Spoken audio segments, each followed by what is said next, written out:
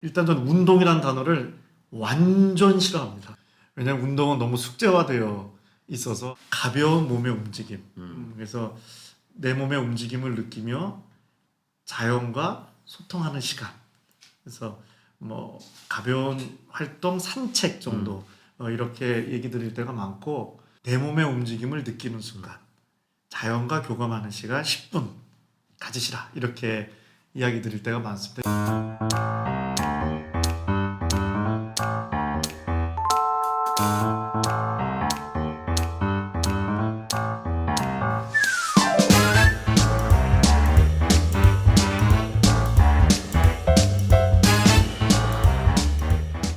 예, 서점 리스본에서 진행하는 마음치유 책방입니다. 우울증에 대한 시리즈를 하고 있는데요. 네. 우울증 당연히 이제 약간 의학적 모델로 바라봐야 된다는 건 저희 분명한 주관이고 태도겠죠. 의사들이니까요. 필요한 경우 약물 치료를 해요.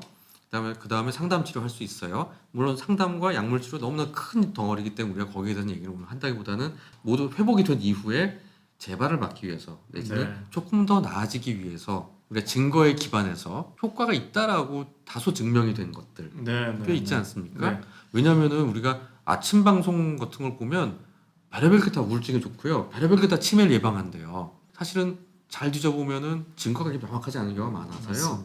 한 몇 가지 정도 좀 괜찮은 것들을 여러분들과 한번 함께 얘기를 했으면 좋겠습니다. 생활치료 방법 뭐 이렇게 이 정도로 또 라이프스타일에 대한 네, 얘기죠. 네. 신체 활동, 운동 이죠. 이게 몸을 가볍게 움직여 주는 게 뭐 연구에 따라서는 약물 치료에 준하는 효과가 있다. 나라에 따라서는 꼭 처음에 함께 해줘야 된다는 그런 가이드라인에 들어가 있을 정도인데, 그거 하면 좋은데 거의 하시는 분이 없죠. 왜냐하면 운동하시던 분도 우울증이 오시면 의욕이 없으니까 거의 안 하는, 몸으로 할 수 있는 이 항우울의 이 기법을 못 쓰는 거를 실제로 항상 그 현장에서 보게 되고요. 골치 아프고 복잡한 일이 있으면 마음이 바빠지니까 그러다 보니 또 이 생활 리듬이 깨지면서 운동이나 신체 활동을 또 안 하시게 돼서 정확히 운동이 항 스트레스 효과가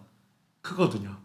그만큼 그러면 스트레스는 받는데 스트레스를 풀어주는 게 이제 빠지다 보니 이제 균형이 깨지면 이제 그것 때문에 이제 또 우울이라는 좀 강력한 감정이 생길 수도 있어서, 운동 얘기 나온 김에 그래서 그냥 운동해라 뭐 이렇게 얘기하면 간단한데 실제 우울할 때 운동하기가 어렵다. 그래서 저는 좀 팁을 드리면, 일단 저는 운동이라는 단어를 완전 싫어합니다. 왜냐하면 운동은 너무 숙제화되어 있어서 가벼운 몸의 움직임. 그래서 내 몸의 움직임을 느끼며 자연과 소통하는 시간. 그래서 뭐 가벼운 활동, 산책 정도 이렇게 얘기 드릴 때가 많고, 내 몸의 움직임을 느끼는 순간, 자연과 교감하는 시간 10분 가지시라, 이렇게 이야기 드릴 때가 많습니다. 이제 그것도 싫기 때문에 제가 제안 드리는 거는 뭐 읽고 싶었던 책이 있으면 그거 하나 들고 한 10분 정도 거리의 공원, 너무 나가기 싫은데 그래도 한번 10분이라도 뭐 어디 내가 좋아하는 만화가게라도 한번 가보자. 그 하다 보면 이게 생각보다 괜찮네, 이런 생각이 들고, 이게 또 마음에 좀 긍정적인 여러 가지 감정도 불이어서 그러면 더 동기부여가 돼서 내 또 삶이 정상화되고 내 우울에서 좀 빠져나갈 수 있는 그런 일들이 일어날 수 있습니다. 간단하게 동네 잠깐 걷는 것도 운동이니까 아무것도 안 하는 것보다 훨씬 낫다. 그럼요. 예, 첫 시작이 어려운데 그걸 대단한 거로 생각하지 말고 슬슬 하자. 또 양대산맥이라고 생각하는 게 먹는 거라는 생각이 들어요.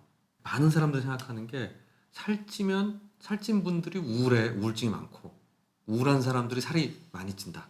그러니까 비만과 우울증의 상관관계에 대한 연구가 되게 많아요. 여러 가지 연구들이 있지만 그냥 제가 지금까지 알아본 바는 되게 상호작용이 있다. 근데 서로 연관성이 되게 많다. 왜냐하면 비만도 엄청 많고요, 우울도 엄청 많기 때문에 서로 그 교집합을 갖고 있는 사람들이 상당히 많은 것 같다라는 건 분명한 것 같습니다. 우울증으로 오는 분들은 식욕이 너무 떨어져서 오는 분도 있지만 그중엔 30%는 먹는 거 조절이 안 돼요. 못 먹을 땐 너무 안 먹다가 먹었다가 폭식하고 토하기도 하고, 너무 지나치게 먹고 좀 가혹할 정도로 운동을 하기도 하고, 또 그러다가 또 엄청 먹고, 이런 유해 간증들이요 어마어마하게 많습니다. 먹는 거에 대해서는 그냥 두 가지 말씀드리고 싶어요. 하나는 내 몸을 소중히 하자. 두 번째, 체중은 체질이 있다. 그러니까 만약에 내가 한 60에서 65kg 정도 사이로 난 그동안 20년 동안 살아왔으면요, 그 박스가 안 깨지게 하는 게 제일 중요한 거고, 그것부터 밑으로 못 내려가요. 너무 빼다 보면 무리가 된다. 먹는 거 나를 너무 굶기지도 말고요, 한 번에 많이 때려 박지도 말자. 가끔 난 아무튼 진짜 조금 먹어요라고 해도 불규칙적으로 조금 먹으면 내 몸 그 조금 먹는 거 다 쓰질 않아요. 이게 에너지를 배분이 망가지는 거거든요. 스트레스의 양은 더 하고요. 그렇기 때문에 내 몸한테 안정적으로 에너지가 칼로리가 들어올 거야. 적당하게, 조금 모자란 듯 지내는 정도로 꾸준하게 들어오면 훨씬 견딜만 해지거든요.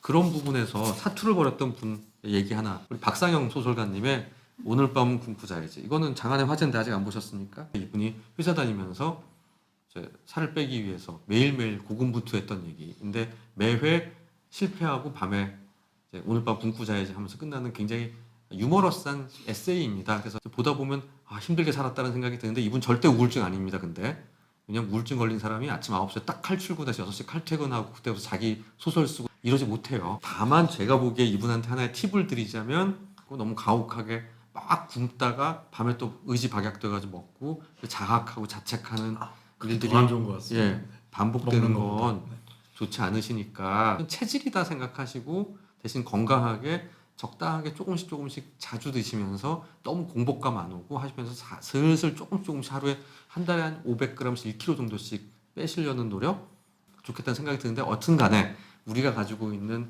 먹는 거에 대한 조절과 실패, 좌절의 극복기를 정말 재밌게 본 책으로서 소개해드리려고 꺼냈습니다. 여러분들도 이 책 보면서 이렇게 의지력이 강해서 소설을 빡빡 써대시면 이런 분들조차도 먹는 거 조절이 안 된다. 원래 어려운 겁니다, 이게. 그러니까 그런 생각 하시면 좋겠다. 적당히 먹고 꾸준히 몸을 움직이는 거는 이제 몸과 마음에 다 중요한데요. 그거랑 이제 우리가 날씬한 뭔가 내 마음에 드는 몸을 만들기 위한 다이어트는 좀 다른 거 아닌가 싶습니다. 저는 이렇게 너무 내 그 바디 이미지를 그냥 어떻게 거의 성형 수준으로 하는 다이어트에 대해서는 안 하시면 어떨까 이런 생각도 드는데요. 이 뭐 행복에 대한 연구들이 조금 뭐 다 좀 귀여운, 꼭 다 뭐 진실은 아닐 수 있지만 그 제가 읽은 것 중에 정말 뭐 날씬하고 예쁜 분이 꼭 더 행복한 게 아니라, 그거보다는 나를 예쁘게 보는 사람이 더 행복한 걸로 되어 있어서, 저는 저를 진짜 멋있게 만드는 것보다는 저를 멋있게 보는 쪽으로 나를 잘 사랑하고 긍정적으로 사는 분들한테 더 매력을 느끼지 않나 싶어서 그냥 좀 말씀드렸고요. 제가 오늘 소개해드릴 좀 음악은, 내가 힘든데 상대방이 날 잘 위로해주는 게 쉬운 일이 아니다. 그래서 차라리 이렇게 얘기해라. 나 지금 힘드니까 네가 왕창 위로해주면 내가 나중에 너 힘들 때 다 갚겠다. 그래도 위로를 받는 것도 좀 표현을 잘 해줘야 된다는 얘기인 건데요. 그 쩔쩔매조라는 노래가 있습니다. 그 남자친구한테 하는 건데, 우리가 꼭 남자친구, 이성친구는 아니어도 야, 내가 좀 지금 우울하니까 네가 좀 일주일만 쩔쩔매줘야겠다. 근데 좀 그런 귀엽게, 나 우울하니까 좀 쩔쩔매줘. 수란 씨의 곡 추천드립니다. 지금까지 우울함에 대한 얘기들을 다양하게 했는데요. 다른 유튜브에서는 절대 볼 수 없는 양질의 컨텐츠, 자부심을 갖는 우리 마음 치유 책방에서 더 좋은 컨텐츠로 앞으로 여러분들과 다시 시간 내서 만나도록 하겠습니다.